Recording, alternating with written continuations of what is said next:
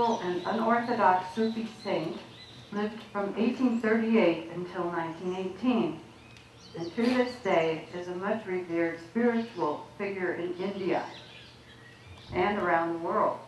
This presentation draws on the research of Michael Warren's late wife, Marianne, and her book, Unraveling the Enigma, Shirdi Sai Baba in the Light of Sufism. Michael is one of the original founding members of Open Circle. He's spoken many times on various topics such as the Jesus Mysteries, Shakespearean sonnets. Recently, he was Scrooge in the Christmas Day reading of A Christmas Carol. With pleasure, I welcome Michael Warren.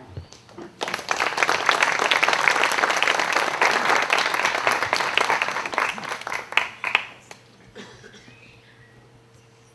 you hear me? Is this on? Yes. Okay.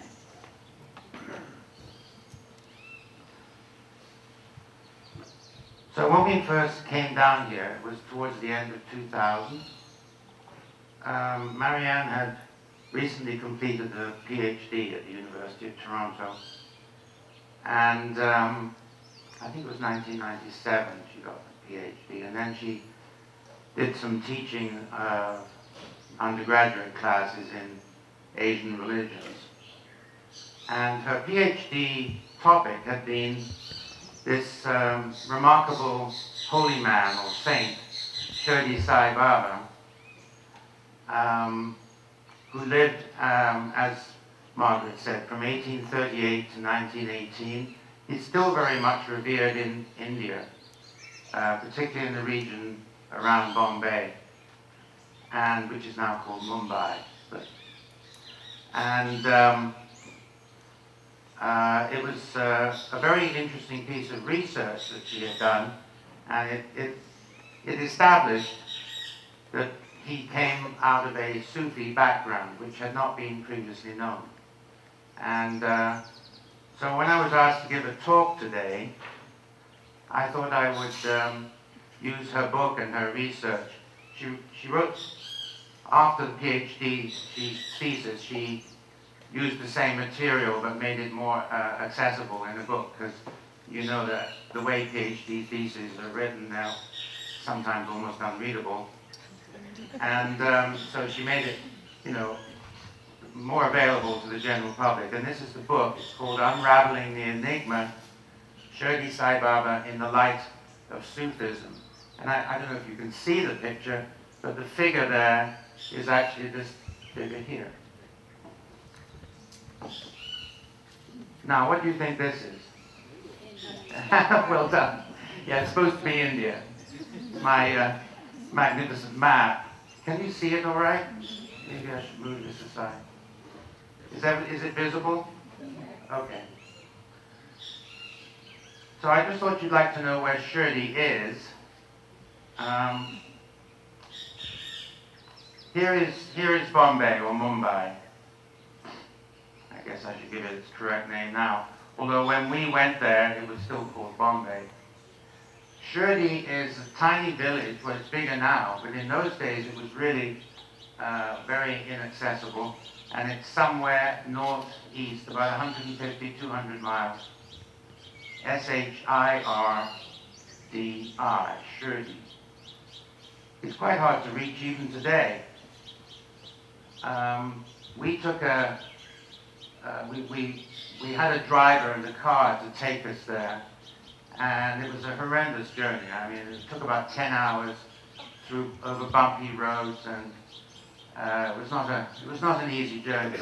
I think actually you can these days fly to a town called Aurangabad, which is somewhere a little closer to Shirdi, and then take a taxi from there. But it's not an easy place to reach, and certainly in those days it was very isolated.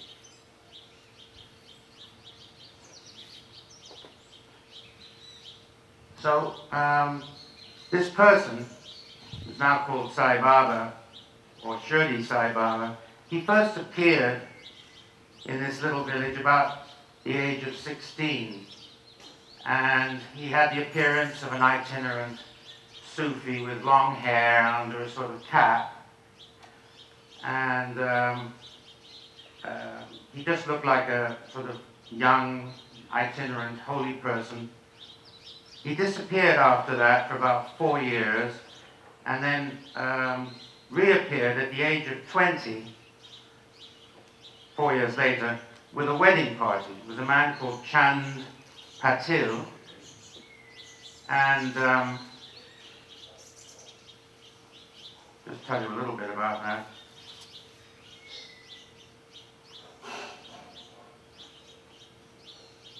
Sometime previously, Sai Baba had clairvoyantly located Chand Patil's lost mare. Subsequently, he was invited to stay with the Patil's Muslim family, and when his wife's brother's son was to be married to a bride in Shirdi, Chand Patil invited Sai Baba to join the party. And he certainly perceived his newfound friend to be a Sufi, for he enthusiastically proclaimed to everyone that he was an awliya, which is the word they use for a Sufi saint and mystic with great powers.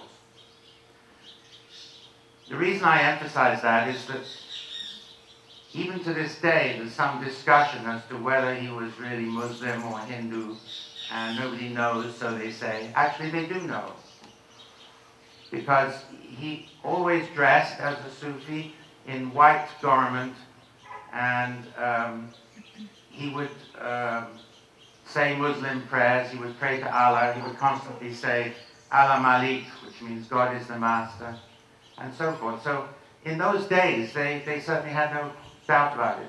The reason that these doubts have arisen is that when he became quite famous later in his life, he was sort of adopted by the Hindus who would come to Shirdi. It became a pilgrimage site. And of course, he welcomed people of all faiths. He didn't really care what name you called God, so long as you had devotion. And they kind of Hinduized him. And he became a Hindu saint. In fact, in temples today, there's one in Toronto, where he appears to be a Hindu Maharaj, and he's worshipped, and they do puja and so forth. And they kind of adopted him as one of their own. So that has grown up this tradition, as it were, that nobody knew what he was. Actually, they did know, but it's kind of got lost to some extent. And that's the reason why I emphasize that when he showed up, they all knew he was a Sufi wandering fakir. The word fakir, by the way, comes from the word faq, F-A-Q-R, which means poor, because traditionally they take a vow of poverty. They beg for their food, etc. One of the things he did, in fact, was constantly repeat the name of God, even in his sleep. And that's a tradition, of course, in many faiths. There's a story here. One night, there was a priest in the village called Mal Sapati. In fact, Mal Sapati was the first to welcome him. He said, "Ya Sai," which means, "Hi there, Sufi person." That's basically what it means. And of course, they didn't really know his name, so they adopted him as Sai, and then they added Baba, which means father or master. So actually, nobody really knows his real name, and he never bothered to tell anyone. Anyway, one time, he asked Mal Sapati to place his hand on his chest to feel the vibration and to awaken him if he stopped the constant repetition of Allah in his sleep. Sai Baba declared, "You had better sit up, do not go to sleep. Place your hand on my heart.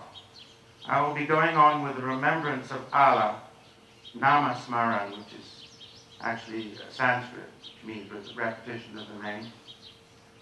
That is a half-conscious trance, and during that Nama Smaran, the heartbeat would clearly show you that I am still having Nama Smaran. If that suddenly goes away and natural sleep supervenes, wake me up. So he was constantly repeating the name. Another kind of peculiar thing he did was he would sleep on a plank, and he was a very unusual person. he was a holy man, but he did kind of unorthodox things. And this plank was suspended from the ceiling by ropes. And Sai Baba was quite a heavy man. It seemed impossible that he could get up there. But he was found sleeping up there on the plank. Who knows how he got there? Now, oh, by the way, I was going to mention the repetition of the name. It's very common tradition in many religious faiths. And I wanted to mention the movie Gandhi, because I think they made a mistake. At the end of the movie, or when he's shot, if you remember, in the movie he says, "Oh God." Well, you could say that's a translation, but actually what he said was, "Hey Ram." And it's very important to die with the name of God on your lips. And they missed that point, which is, I think, quite an important point. And they could have made the point, have a discussion earlier in the movie, perhaps with his wife or something. Anyway, so that's part of the Hindu tradition as well. Now, Sai Baba, his method of teaching was he didn't really teach as such. He would give stories or parables. And I'll give you an example. He would sort of make some elusive or strange rigmarole which illustrated his point, and then it was up to you to figure it out. And of course some people couldn't figure it out, or they figured it out later. Here's one. What he was teaching was that God alone knows the right time when the aspirant is spiritually ready for the next step. Now, a visitor arrived in Shirdi. This was after he became more well known, asking for instant God realization. So Sai Baba said nothing to the visitor. He first sent a note to a moneylender requesting a loan of 100 rupees. But the moneylender sent back only respectful greetings. He repeated this a few times to different moneylenders with the same negative result. Then he requested another man, Nana Chandokar, who was quite wealthy, to write a note and sent that to a moneylender, upon receipt of which the loan was immediately granted. All is like this in the world, said Sai Baba.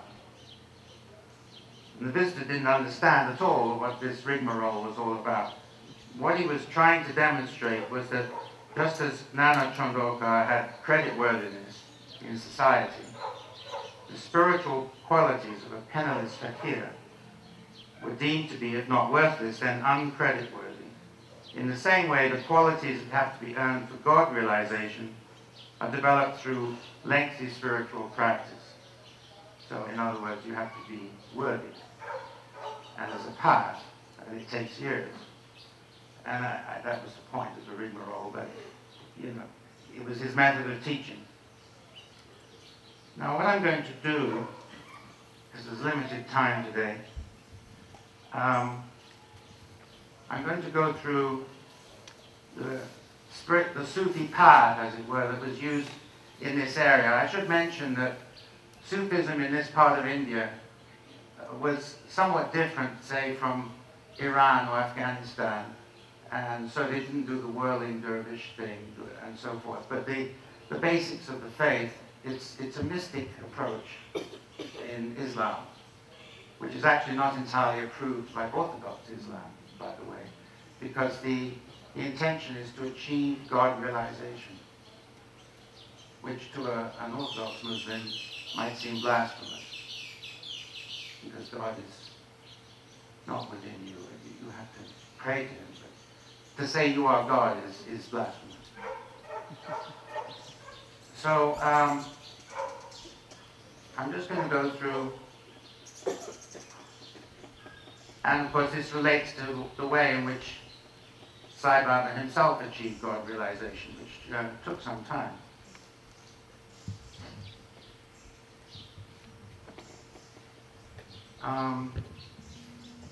There are various steps on the path. I'm just going to take you through them. It's called the path, which is tariqat in the Muslim, in Arabic. And then there are way stations, like way stations on a caravan through the desert, and those are called maqamat. And in the main elements, there are different versions, but there are 7 main elements which I'm going to go through for you, and I think this is probably the most interesting part of the book. So the first one is called Tawbat, T-A-W-B-A-T, which means, well, it means repentance, strictly speaking. But what it really means is a desire to change your life, a desire to become more holy. And sometimes an unusual or traumatic event could trigger that as a sort of conversion experience.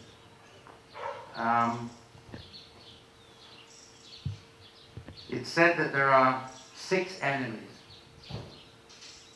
lust, anger, covetousness, delusion, pride, and jealousy. And at least you have the desire to begin changing your life.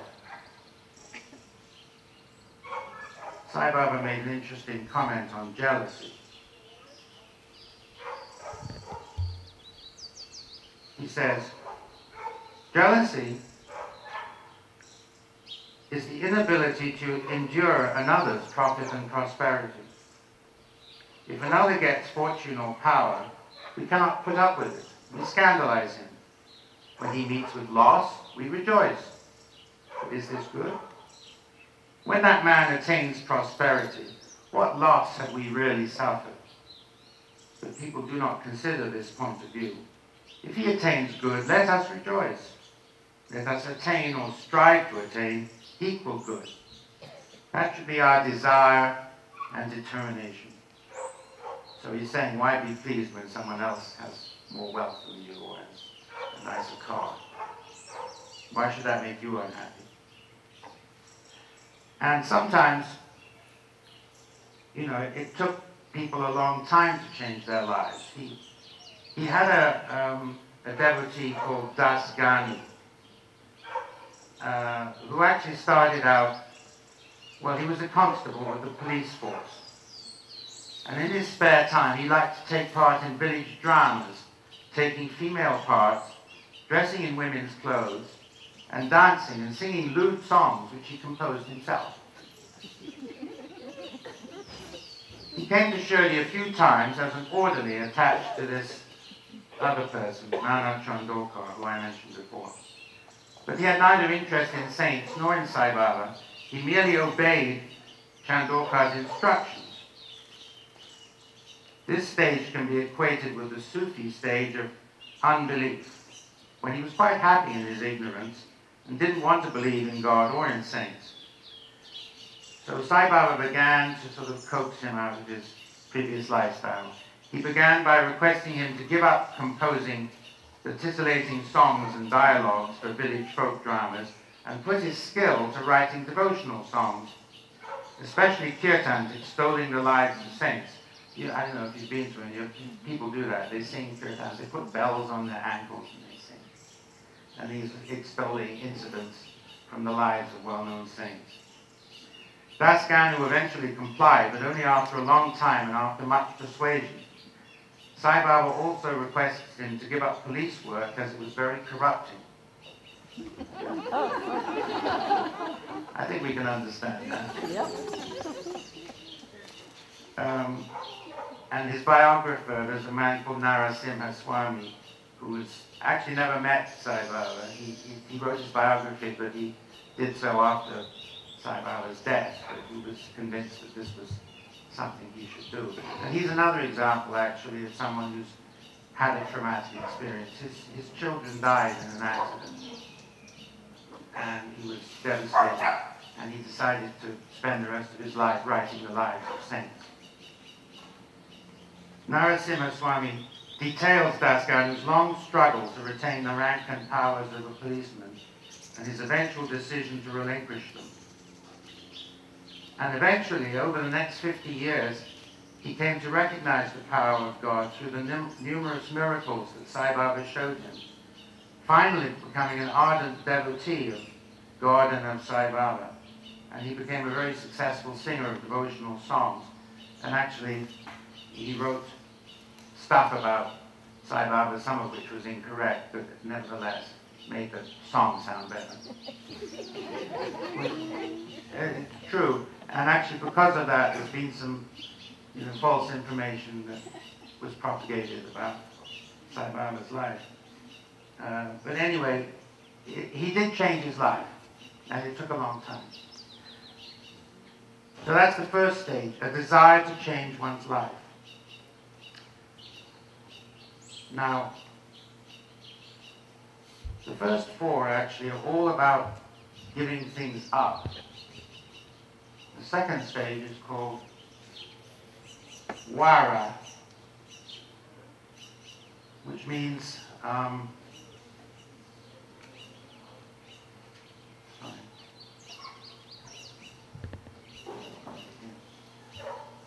abstinence. W-A-R-A. Abstinence. Again, it's sort of giving things up, things you were attached to. And actually, in Islam, many things are supposed to be forbidden if you're a strict follower. Many things are forbidden in Islam, including drinking alcohol, eating pork, adultery, stealing, lying, dishonesty, deception, malicious gossip, unjust behavior, and usury. It's like the Ten Commandments, essentially. The Sufi aspirant, who of course is trying to achieve God realization, had, in addition to avoid overindulgence in food, sleep, and excessive or illicit sexual activity, although total celibacy was not obligatory.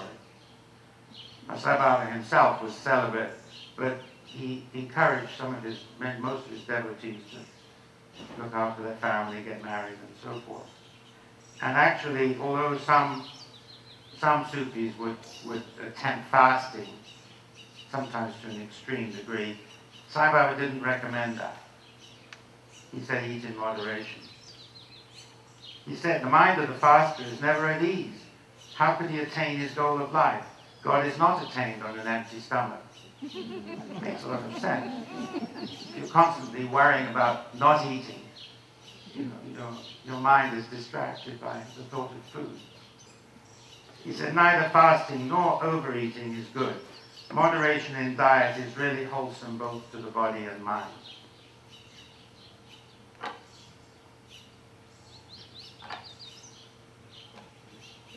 The third stage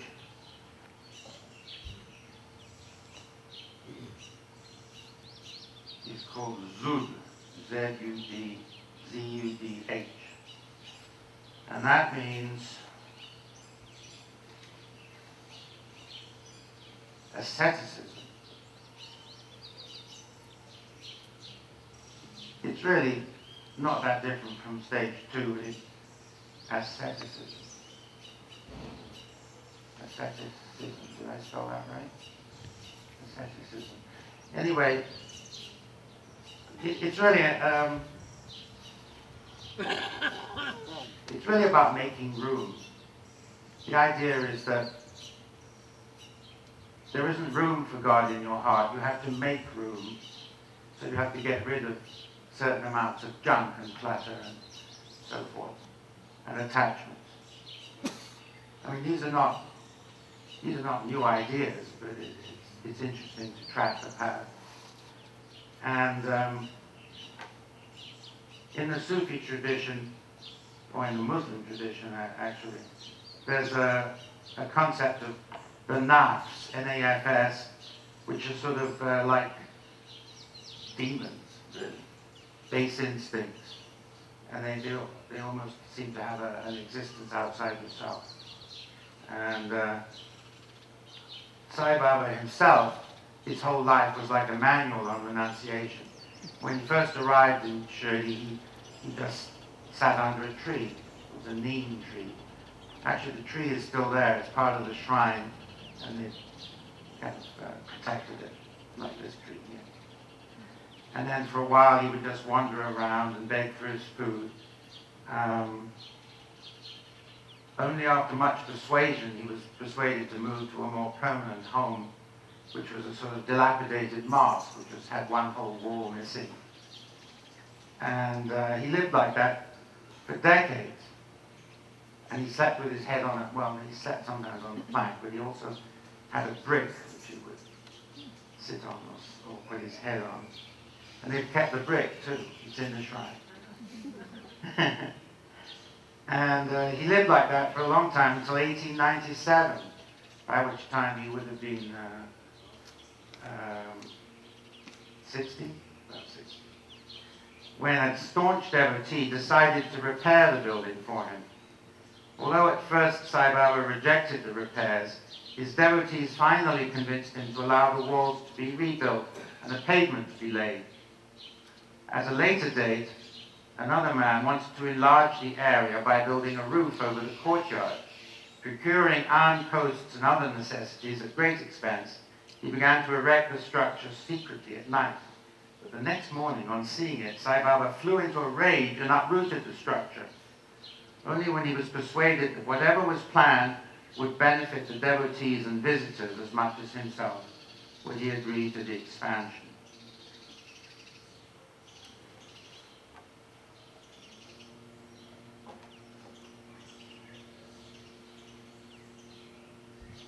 And these are somewhat related, but I guess this is a more extreme version of giving things up.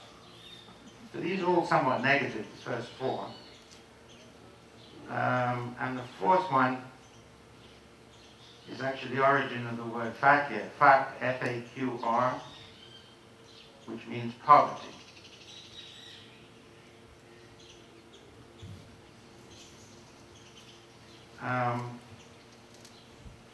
And there's a very nice illustration of the idea that you shouldn't be attached to wealth or possessions. And the philosophy behind the ideal of poverty is that the world enthralls and traps those who value its goods, blinding them to more subtle realities. It brings to mind the way they catch monkeys in the East. Have you heard this story? Food is placed in a narrow-necked jar, and when the monkey puts his paw in the jar and grabs a fistful of food, the paw becomes too big to withdraw from the jar. He has not the sense to let go of the food and so escape. The monkey is effectively caught by his own greed. It's a nice image. And the idea is to avoid that. A lot of people came, when he became more well known as a famous holy person or miracle worker, and in many cases he would ask for money, which he called dakshina, and but it was all given away by the end of the day. So sometimes large quantities of money changed hands, and the tax people became interested. But they couldn't do anything because he didn't keep anything. By the end of the day, it was all given away. He said, spend money in dana, which is charity, and dharma, which is piety, but be not extravagant. The world perishes, no doubt, but while it lasts, wealth is a real necessity, as bile is for the health. Be not obsessed by the importance of wealth. Do not be entangled in it or be miserly. Be liberal and munificent, but not lavish or extravagant. Very good advice. There's also a tradition about, in Sufism, which you may have heard of, is that whatever you give, say to a beggar, God will return tenfold. And there's a Sufi story which illustrates that. Actually, it's not about Sai Baba. There was a Sufi woman saint called Radhya. And she had complete trust that God would deliver tenfold. Two notables of the faith came to visit her, and both were hungry. It may well be that she will give us food, they said to each other. Her food is bound to come from a lawful source. When they sat down, there was a napkin with 2 loaves laid before them. They were well content. A beggar arrived just then, and Rabia gave him the 2 loaves. The 2 men of religion were much upset, but said nothing. After a while, a maidservant entered with a handful of warm bread.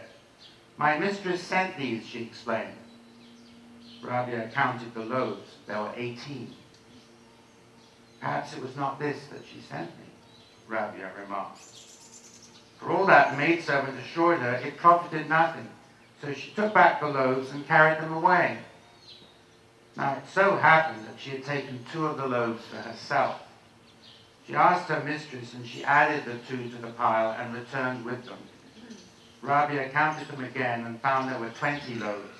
She now accepted them. This is what your mistress sent me, she said. So she gave 2, she received 20.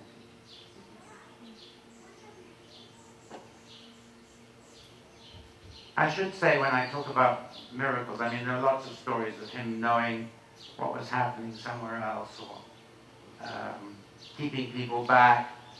They wanted to go and they thought they'd missed their train. He said, have your lunch, stay another half hour. Somebody else went to the station and didn't have any lunch, and the train was half hour late. So the other person who stayed had his lunch and got the train. I mean, lots of little stories like that. And he actually specialized in women who were unable to have children. They would come, and this seemed to be his specialty. And I can't remember which way it was. He would give either a coconut or a mango. And one was a boy and one was a girl, but I forget which was which. But it seemed to work. And even to this day, if you go to the shrine in Shirley, there were women there praying. And they say it works. Now, these are all to do with giving things up. The next 3 are more positive. They're to do with achieving God realization. Now you've made room in your heart. There are 3 more stages.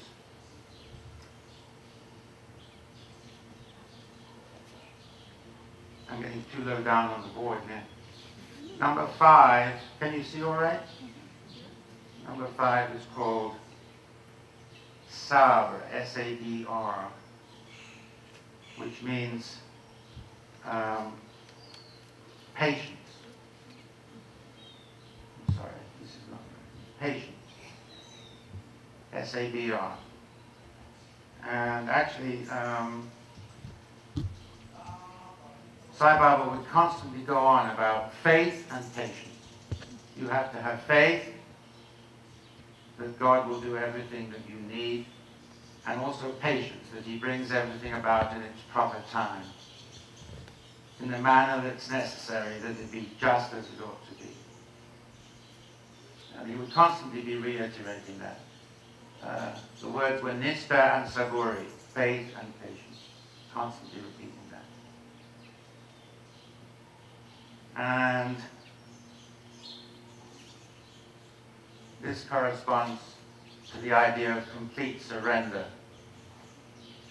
Surrender to God. So you have to surrender everything. He will look after you. He will do whatever is necessary. And you have to have patience. Not easy. Now, he himself reached the ultimate stage, which is called Rida, or bliss, or contentment. And he didn't achieve that right away. It took a long time, because he was following this path. There was a very significant event in 1886, by which time he would be nearly 50. And I just want to tell you about that. In 1886, just find it. he'd been performing many of the ascetic practices.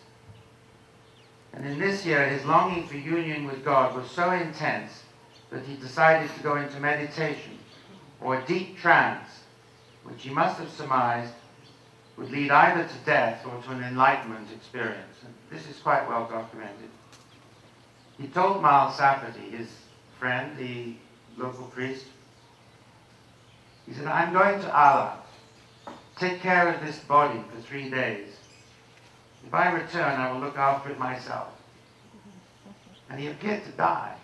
He said, "Don't let them bury me. If I don't come back after 3 days, you can bury the body, but otherwise, please guard this body." Mal Sapati, obeying the instructions of his master, would not let them take away the body. He stayed like this for 3 days and nights, and at the end of this period, the saint's instructions were that he would either come back to life or they could then bury him.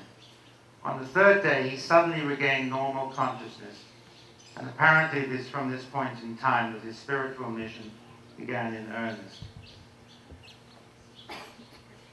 That's an amazing story. But he did appear to change and become like an enlightened person after that experience.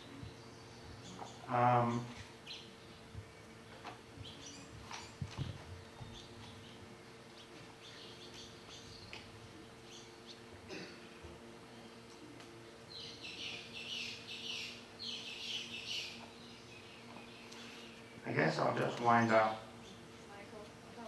Yes, I know. I know.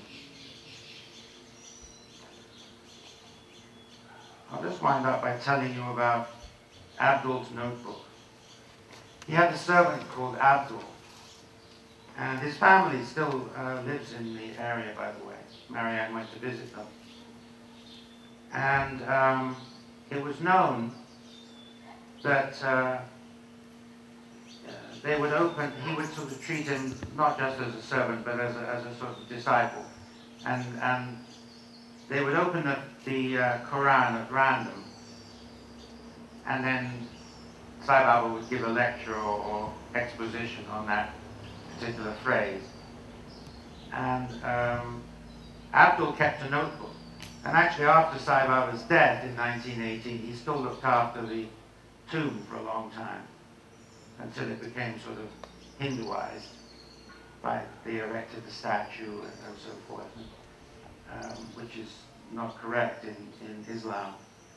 But for a long time, Abdul looked after the grave.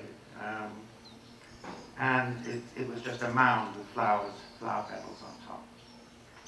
Anyway, it was known that Abdul had made notes. It was just scribbled, like you might make notes at a lecture.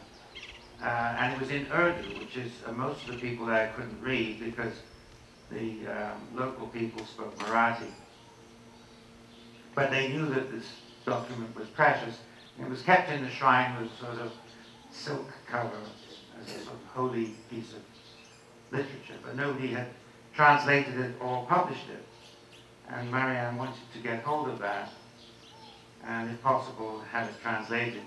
But they wouldn't allow anyone into the shrine, or certainly wouldn't allow a woman into the shrine to look at it. So she couldn't get hold of it. One time on the way back, she was trying to get home. She went to Bombay Airport, and she had an open ticket. They said, "Well, we'd love to put you on a plane, but there isn't one till tomorrow." So she was stuck in Bombay overnight. And she had an introduction to a man called Mr. Kerr, K-H-E-R, who lived in Bombay. He said, "You know, call on me if you're in Bombay." So she thought, well, I might as well go call on Mr. Kerr. And he had previously been a custodian at the shrine. And he himself was trying to write a book, stories, I guess a book about Saiba. And so he gave her tea and so forth. And he said, "How's the research going?" And she said, "Well, it's going really well, but I would have liked to have got hold of a copy of Abdul's notebook." And he looked at her in a sort of peculiar way. And he went into a back room. He had 3 copies. all spiral bound, nicely bound. And the story was that he had tried to get copies made because he himself thought it would be valuable. And none of the photocopy places would take it because it was a very fragile document. And in the end, one place said, well, it's holy. I'll do it as a spiritual duty. And he had bound each page with plastic and then copied and then put spiral binding on. He said, and of course he wouldn't charge because it was a holy duty. And so this man gave Marianne a copy, which was valuable. And it actually did support the idea because when translated from the Urdu, you could see that he was giving traditional Sufi teaching. So it was a very supportive document. And that was in itself a miracle. I think I'll stop there.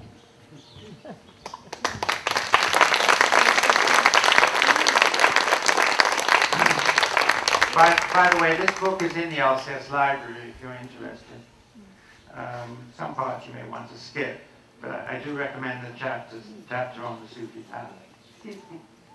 Thank you. If you're willing to take some questions. Sure, I'll do my best. Wait for someone to bring you the mic. Hold your hand up. Maybe you'd like to have a look at this picture. Do you want to pass it around? That's how he looked in life. Michael, did he pass his style on to other people other than just through disciples? Was he able to transmit what he knew to other people? Well, yes and no. He didn't have any Sufi followers that we know about. There was a man called Upasani Maharaj who became a famous holy man himself.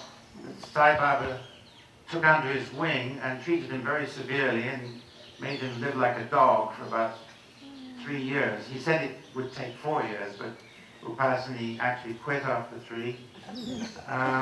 But he became a Hindu holy man. But apart from those kind of individuals, no. And it's doubtful if anyone today is following this path. It's a very difficult path. Anybody else? Yeah, I'm curious about Sai Baba and enlightenment, and what enlightenment means and how he was different after this process of enlightenment. Well, that's a good question.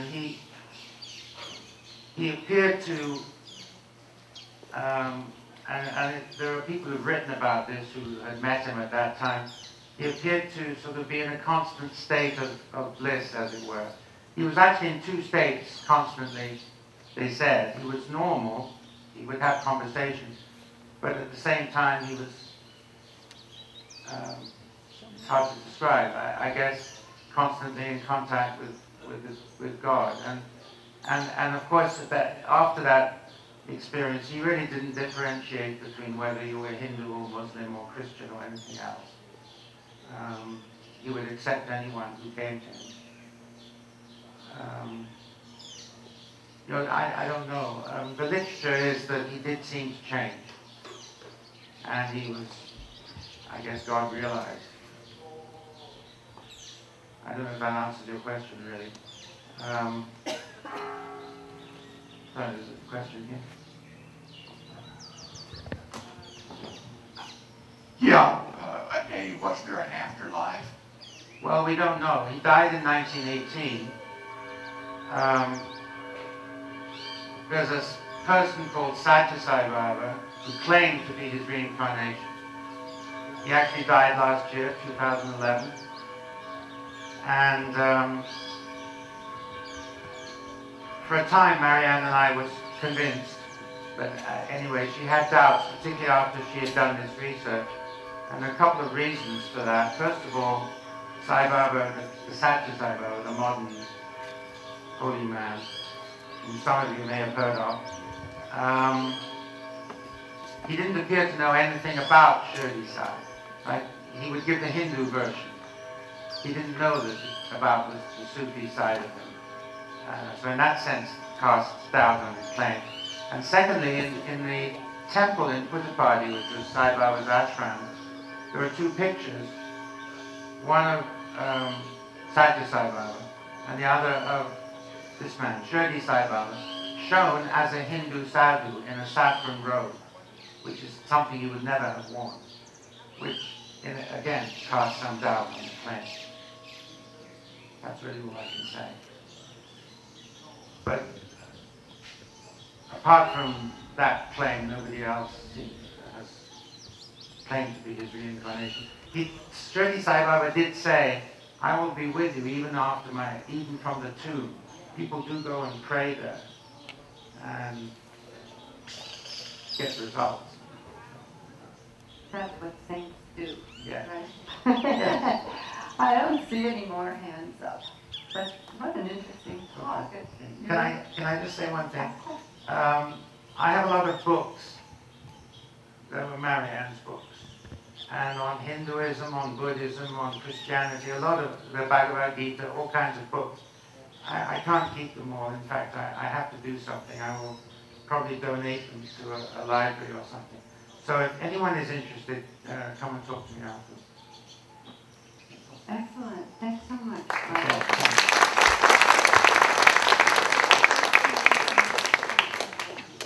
We have a great treat for you next week.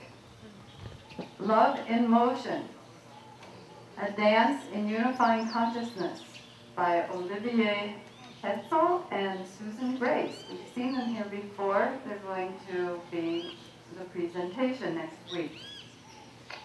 It's about